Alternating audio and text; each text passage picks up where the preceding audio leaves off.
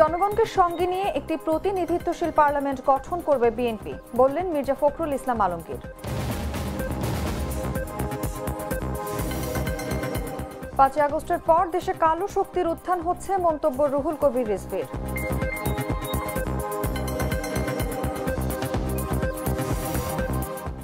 নির্বাচনের তফসিল ঘোষণা আজ, ৩০০ আসনে ঘোষণা করা হবে তফসিল।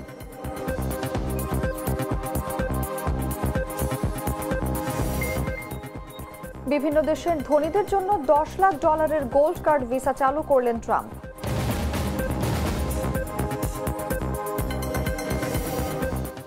এবং আধিপত্য দেখিয়েও ড্র করে বিলবাওয়ের মাঠে পিএসজির হোঁচট।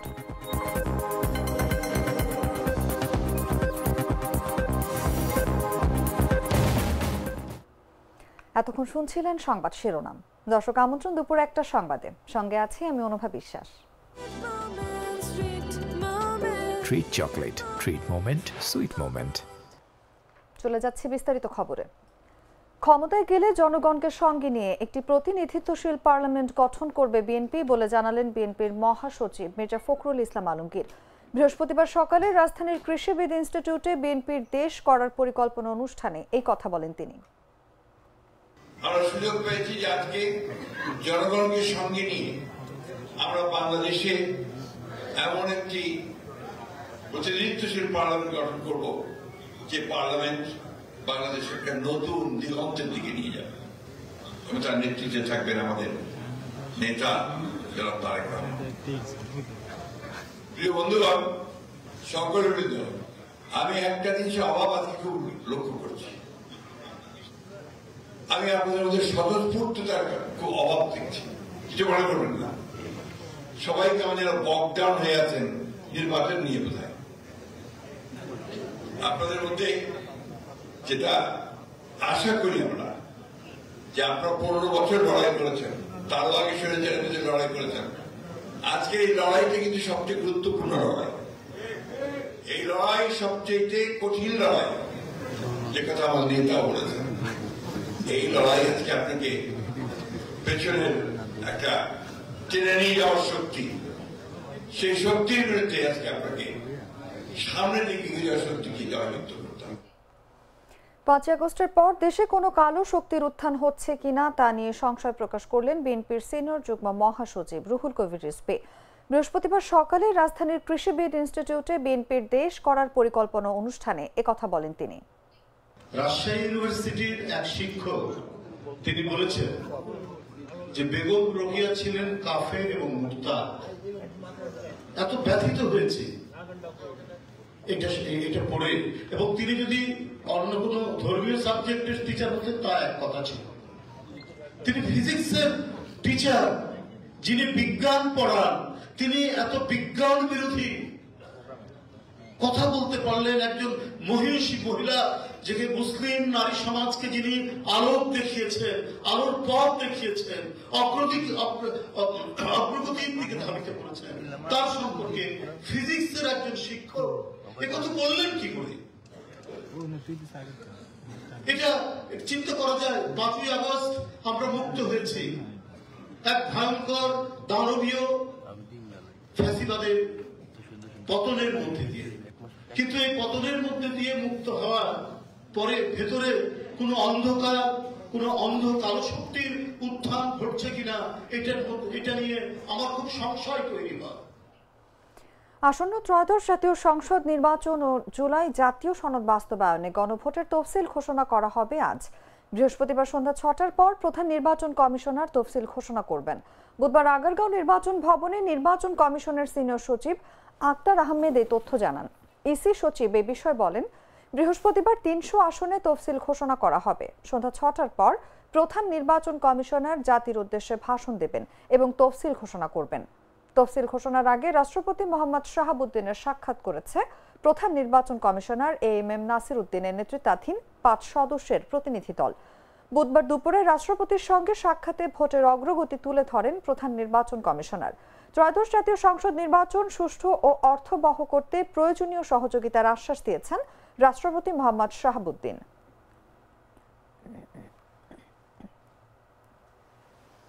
রাজশাহীর তানোরে প্রায় 50 ফুট গভীরে 2 বছরের একটি শিশু পড়ে যায়। তাকে উদ্ধারে বুধবার থেকেই কাজ চালাচ্ছে ফায়ার সার্ভিস। তবে বৃহস্পতিবার বেলা 11টা পর্যন্ত 22 ঘন্টায় শিশুটিকে শনাক্ত করতে পারেনি ফায়ার সার্ভিস।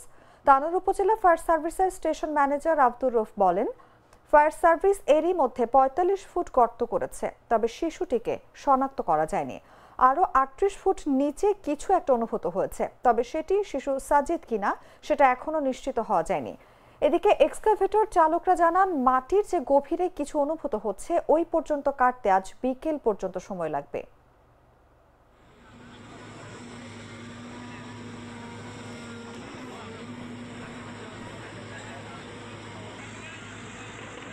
গ্লিটারের টুইন লেমন ও অ্যান্টিব্যাকটেরিয়াল ফর্মুলা বাসনকে চকচকে জীবাণুমুক্ত করে আমাদের দেয় গ্লিটার গ্যারান্টি।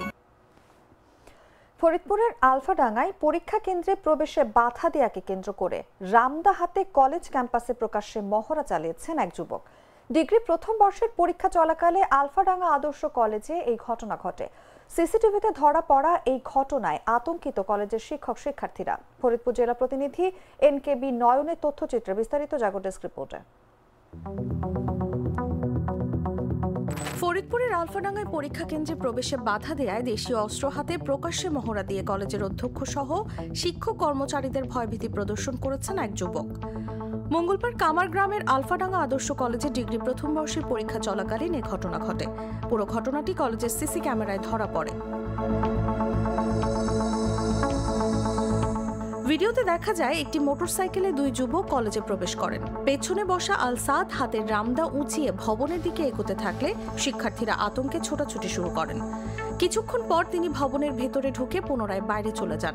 স্থানীয় সূত্র জানায়, আল সাদ পূর্বে ছাত্রলীগের কর্মী ছিলেন। বর্তমানে তার মামা পৌর বিএনপির নেতৃস্থানীয় পদে রয়েছেন। তার সহযোগী সাদিও স্থানীয়ভাবে পরিচিত। অধ্যক্ষ MM মুজিবুর রহমান জানান, আল সাদের স্ত্রী পরীক্ষার্থী হওয়ায় তিনি কেন্দ্রে ঢুকে আসন দেখতে চান। পিয়ন বাধা দিলে তিনি উত্তেজিত হয়ে ওঠেন এবং অধ্যক্ষকে হুমকি দেন। পরে 20 মিনিট পর রামদা হাতে কলেজে ফিরে ত্রাস সৃষ্টি করেন। একজন তার ওয়াইফ ক্যান্ডিডেট ছিল, সেই ক্যান্ডিডেটের সাথে ঢুকতে চাইছিল। আমরা ওয়েট করতে চাইছি, সে এক্সাইটেড হয়েছে। অপমান বোধ সে ফিরে যায়, আবার রামদা নিয়ে আসে।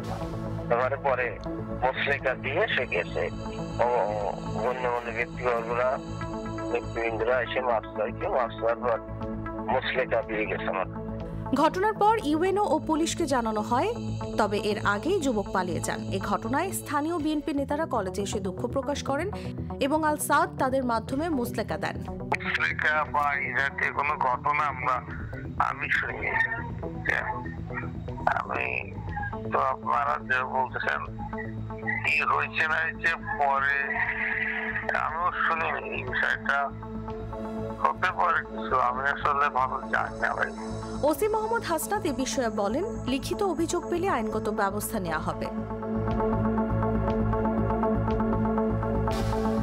নিউজ ডেস্ক, জাগো নিউজ।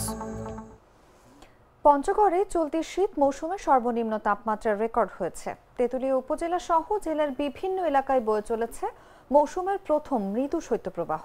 বৃহস্পতিবার সকাল 9টায় সর্বনিম্ন তাপমাত্রা 8.9 ডিগ্রি সেলসিয়াস রেকর্ড করেছে তেঁতুলিয়া আবহাওয়া অফিস।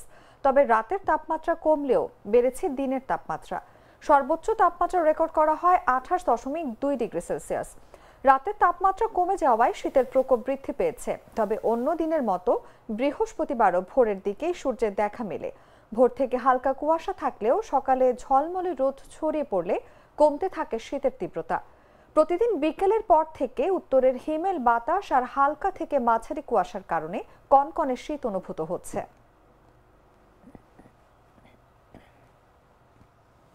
রোজকার সাধারণ খাবার এখন হবে অসাধারণ। প্রাণ স্বাদের মশলা, স্বাদ বাড়ায়, ঘ্রাণ ছড়ায়।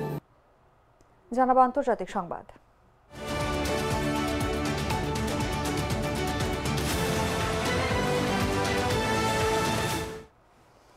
মধ্যরাতে বাংলাদেশ, ভারত, মিয়ানমার ও বঙ্গোপসাগরে 5টি ভূমিকম্প অনুভূত হয়েছে। এর মধ্যে 5 মিনিটের ব্যবধানে 2বার ভূমিকম্প হয়েছে বাংলাদেশের সিলেটে।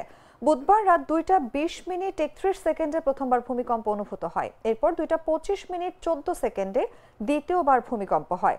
ভারতের ভূমিকম্প পর্যবেক্ষণ কেন্দ্র ন্যাশনাল সেন্টার ফর সিসমোলজির তথ্য অনুযায়ী প্রথম ভূকম্পটির মাত্রা ছিল 3.5 ও গভীরতা ছিল 20 কিলোমিটার।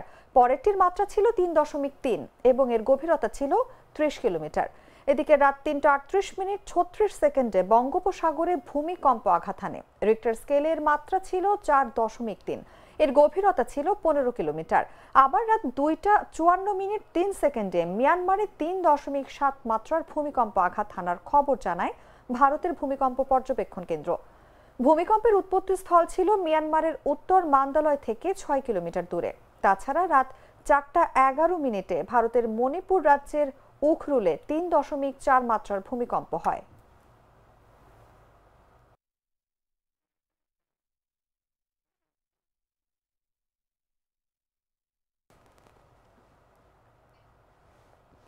বিভিন্ন দেশের ধনীদের জন্য সুখবর দিলেন মার্কিন প্রেসিডেন্ট ডোনাল্ড ট্রাম্প।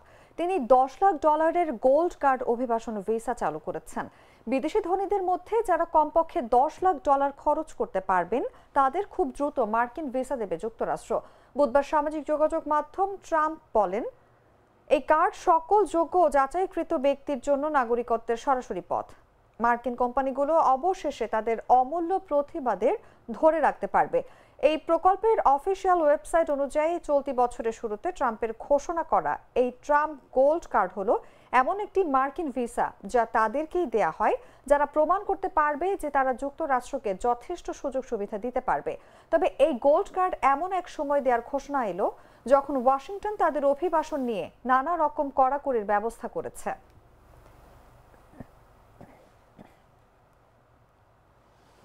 গাজা উপত্যকায় চলমান যুদ্ধবিরতির মধ্যেই অবরুদ্ধ ফিলিস্তিনের আরেকটি অংশ পশ্চিম তীরে ইহুদি বসতি স্থাপনাকারীদের জন্য নতুন 764টি বাড়ি তৈরির একটি প্রস্তাবে অনুমোদন দিয়েছে ইসরায়েলের সরকার। বুধবার ইসরায়েলি সংবাদ মাধ্যম চ্যানেল 7-এর বরাতে এই তথ্য জানায় তুর্কি বার্তা সংস্থা আনাদুলু। চ্যানেল 7-এর প্রতিবেদনে বলা হয়, ইসরায়েলের সরকার ইহুদি বসতি স্থাপনাকারীদের জন্য পশ্চিম তীরের রাজধানী রামাল্লার হাশমোনাইম এলাকায় 478টি, বেইতার ইল্লিত এলাকায় 230টি এবং গিভাত জেভ এলাকায় 56টি, সব মিলিয়ে 764টি নতুন বাড়ি তৈরির অনুমোদন দিয়েছে। তবে ইসরায়েল সরকারের পক্ষ থেকে এখন পর্যন্ত এই ইস্যু নিয়ে আনুষ্ঠানিক কিছু জানানো হয়নি। ইসরায়েলের বিভিন্ন সংবাদ মাধ্যম থেকে প্রাপ্ত তথ্য বলছে, নেতানিয়াহু প্রধানমন্ত্রী হওয়ার পর গত 3 বছরে ইহুদি বসতি স্থাপনাকারীদের জন্য পশ্চিম তীরের বিভিন্ন এলাকায় মোট 51,370টি নতুন বাড়ি তৈরির অনুমোদন দেওয়া হয়।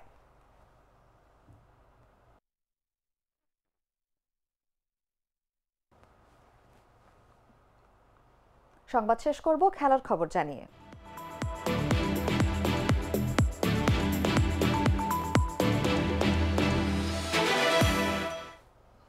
মাঠের ফুটবলে বল দখল ও আক্রমণে এগিয়ে থাকার পরও জয় নিয়ে মাঠ ছাড়তে পারল না পিএসজি।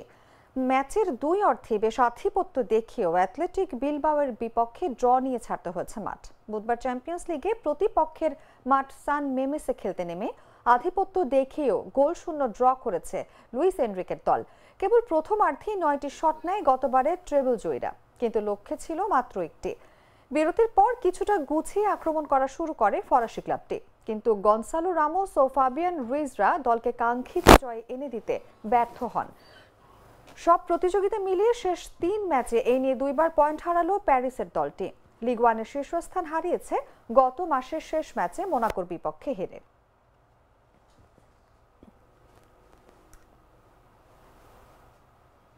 সংবাদ শেষ করার আগে শিরোনামগুলো জানিয়ে দিচ্ছি আরো একবার।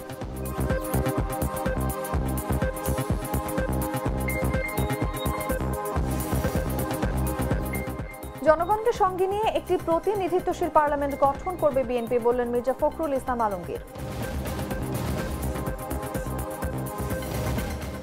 5 আগস্টের পর দেশে কালো শক্তির উত্থান হচ্ছে, মন্তব্য রুহুল কবির রিজভীর।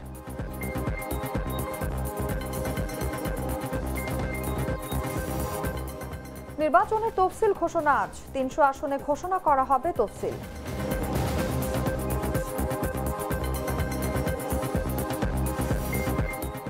বিভিন্ন দেশের ধনীদের জন্য $10 লাখ গোল্ড কার্ড ভিসা চালু করলেন ডোনাল্ড ট্রাম্প।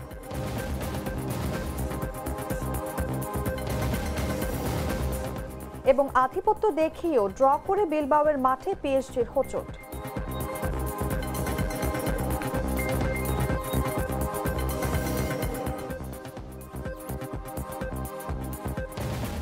দর্শক, এই ছিল এখনকার মতো। এরপর দেখবেন দুপুর 3টার সংবাদ। প্রতি মুহূর্তের সর্বশেষ খবর জানতে ভিজিট করুন jagonews24.com। ফলো করুন আমাদের ভেরিফাইড ফেসবুক পেজ এবং সাবস্ক্রাইব করুন জাগো নিউজের ইউটিউব চ্যানেল। ধন্যবাদ সবাইকে।